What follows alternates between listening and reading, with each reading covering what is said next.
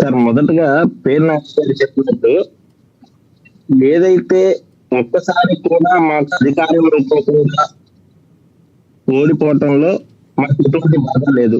కానీ ప్రజలు 5 సంవత్సరాలకు పరిపాలన ఇచ్చి మీ పరిపాలన చూసిన తర్వాత మీరు 11కి పడిపోవటంలో చాలా వ్యత్యాసం ఉంది సార్. జనసేన మొదటిసారి ఓడిపోవడానికి ఒకసారి మీకు అవకాశం ఇచ్చి రెండోసారి పడేశారు అంటే దాని అర్థం మీరు పరిపాలన సరిగ్గా లేదు, అలాగే ప్రజలకు మీరు పనికి రావాలంటే 11కి పడేసినట్టు సార్. ప్రతిపక్ష హోదా కూడా ఇవ్వకుండా. సో వీళ్ళు ప్రశ్నించడానికి పనికిరారు. కానీ జనసేన పరిస్థితి కాదు. మొదటిసారి 2019 ఎలక్షన్లో పోటీ చేసింది, కానీ ఒక్కసారి కూడా అధికారం చూడలేదు. కాబట్టి ప్రశ్నించడానికి హక్కు ఉంటుంది. దాన్ని పేరు నాని గారు తప్పుగా వ్యతిరేకరించి వేరేగా చెప్పి ఏదో పవన్ కళ్యాణ్ గారు మాటలు మాట్లాడతాం అనేది తప్పు సార్. ఒక జనసైనికుడిగా మేము దీనికి అనిపిస్తున్నాం. అలాగే ఇంకోటి వచ్చేసి ఆయన టీడీపీని వ్యతిరేకించేసి ఏదో తప్పుగా మాట్లాడలేదు సార్. టీడీపీలో అన్ని చోట్ల మన కూటమి బాగానే ఉంది, కానీ కొన్ని చోట్ల మాత్రం పరిస్థితులు బాగోలేదు. నేను ఫుల్ ప్లెడ్జెడ్ గా కూటమికి సహకరిస్తున్నాను. అలాగే అవతల వారి దగ్గర కూడా అదే కోరుకుంటున్నాను. ఒకవేళ అలాంటి పరిస్థితి లేకపోతే నా కార్యకర్తల యొక్క గౌరవాన్ని తగ్గించే పనులు అయితే నేను చేయను అనే ధైర్యాన్ని మాకు కలిగించారు. దాన్ని కూడా ఈయన తప్పుగా అర్థమయ్యేలాగా మాట్లాడుతూ నాకు తెలిసి పేరు నాని గారు స్పెషలిస్ట్ సార్. ఒక మాటని ఇంకో మాటగా తప్పుగా జనాల్లోకి పంపించే రకంగా ఆయన స్పెషలిస్ట్. అందుకే ముందుగా వైసీపీ నుంచి ఆయనతోనే ప్రెస్ మీట్లు పెట్టించి జనాల్లోకి ఏదైనా ఒక మంచి విషయం జరిగినా, ఏదైనా అవతల పార్టీలో ప్రెస్ మీట్ పెట్టినా దాన్ని తప్పుగా పంపిస్తాకి ఈయన ముందు వదులుతారేమో అని చెప్పి నేను భావిస్తున్నాను సార్ వైసీపీ నుంచి. ఇంకొకటి, ఆయన ప్రధాని నరేంద్ర మోడీ గారి గురించి కూడా మాట్లాడిన సంగతి మనందరికీ తెలుసు. ఎందుకు పేర్ని నాని గారు ప్రెస్ మీట్ పెట్టి పవన్ కళ్యాణ్ గారు ప్రెస్ మీట్ పెట్టగానే ఎమ్మటనే పేరు నాని గారు ప్రెస్ మీట్ పెడతారు? కారణం ఏంటంటారు? ఒకటి, వైసీపీ ఫస్ట్ తెలియాల్సింది ఏంటంటే క్యాస్ట్ టు క్యాస్ట్ తోనే పెట్టిస్తారు జగన్మోహన్ రెడ్డి గారు ఎప్పుడు. అది తెలిసిందే. పవన్ కళ్యాణ్ గారు క్యాస్ట్ టాప్ కమ్యూనిటీ నుంచి వస్తారు కాబట్టి నాని గారి నుంచో లేకపోతే అంబటి రాంబాబు గారి నుంచో ఇలాంటి గురించి పెట్టేస్తా ఉంటారు.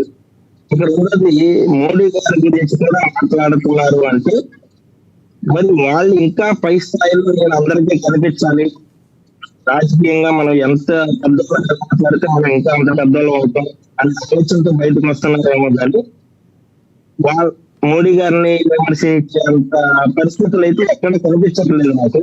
ఆయన కేవలం మొన్న కూడా భారతదేశంలో పెట్రోల్ ఇంధనం, బంగారం కొనుగోలు, ఈవీ ఛార్జింగ్ వెహికల్స్ ఇలాంటివన్నీ వాడండి, మనకి కొద్దిగా క్రైసిస్ రాబోతుంది, దానికి మనం ఈ జాగ్రత్తలు చేసుకున్నామని భారతదేశం మొత్తానికి చెప్పారు.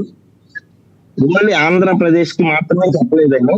కానీ దానికి కూడా పేరు నాని గారు ప్రెస్ మీట్ లో ముందు మీరు ఒక వెహికల్ లో తిరగండి, తర్వాత మా అందరికి చెప్పండి, ఇలా మాట్లాడతారు. భారతదేశం గురించి ఆలోచించి మాట్లాడే విషయాల గురించి కూడా ఈయన ప్రెస్ మీట్ పెట్టేసి ఆంధ్ర రాష్ట్రంలో ఉన్న ఒక నాయకుడు భారతదేశం గురించి మాట్లాడేద్దాం అన్నట్టుగా ఆయన ముందుకు ఉన్నారు. పేర్ని నాని గారు ప్రధాని నరేంద్ర మోడీ గారిని ఉద్దేశించి మాట్లాడిన తర్వాత మళ్ళీ ఇంకొక ప్రెస్ మీట్ పెట్టారు. ఆయన ఏదో పెద్ద అయినా ఒకవేళ ఆయన చెప్పిన దానిలో నిజాయితీ ఉంటుందని మరి ఇంకొకసారి మాట్లాడారు, యూటర్న్ తీసుకున్నారు. కారణం ఏంటంటారు? అసలు ఫస్ట్ ప్రధాని ఉద్దేశించి ఆయన మాట్లాడిన బయట ఒకటి ప్లే అవుతుంది, చూద్దాం.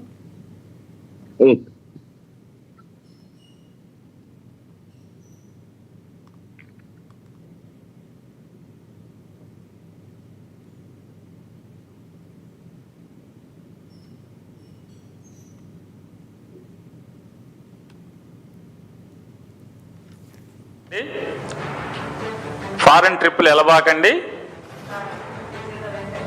కార్లు వేసుకు తిరగబాకండి, అవసరమైతే పబ్లిక్ ట్రాన్స్పోర్ట్లోనూ ఒక కారులో 3-4 కలిసి వెళ్ళమని చెప్తున్నారు ప్రధానమంత్రి గారు.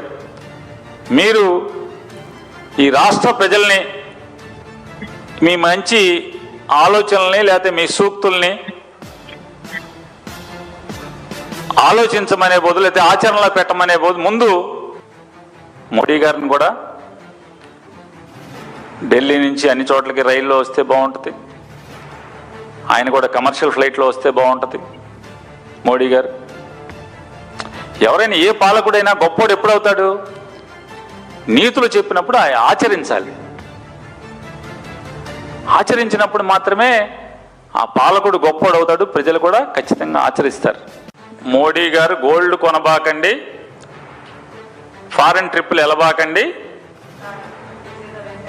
కార్లు వేసుకు తిరగబాకండి, అవసరమైతే పబ్లిక్ ట్రాన్స్పోర్ట్లోనూ ఒక కారులో 3-4 కలిసి వెళ్ళమని చెప్తున్నారు ప్రధానమంత్రి గారు.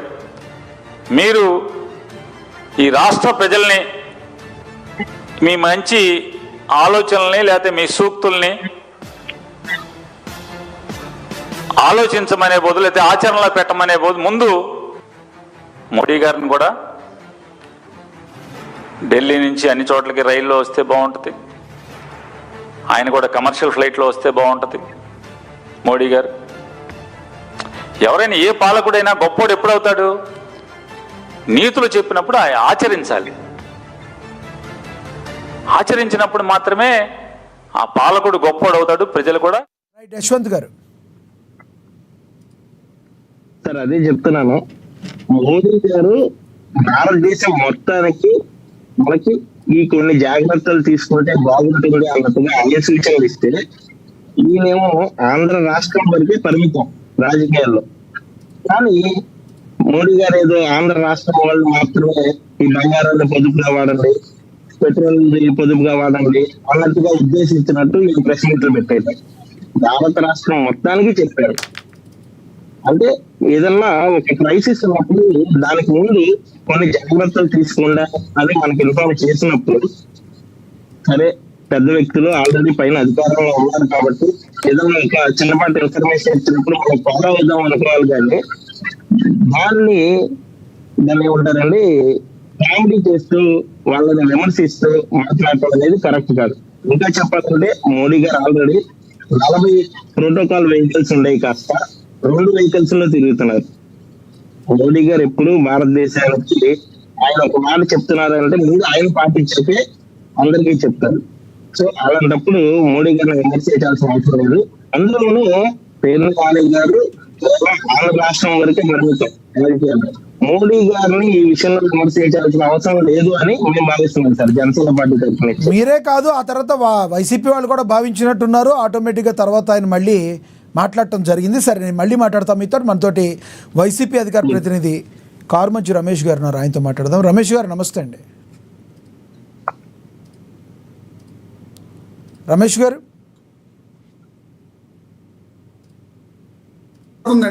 ఎస్, వాయిస్ వినబడుతుంది. రమేష్ గారు, ఏంటి ప్రెస్ మీట్లు ఎప్పుడు పేరు నాని గారు పెడతా ఉంటారు, ఇమీడియట్లీ పవన్ కళ్యాణ్ గారు పెట్టంగానే ఎమ్మటనే రియాక్ట్ అవుతూ ఉంటారు.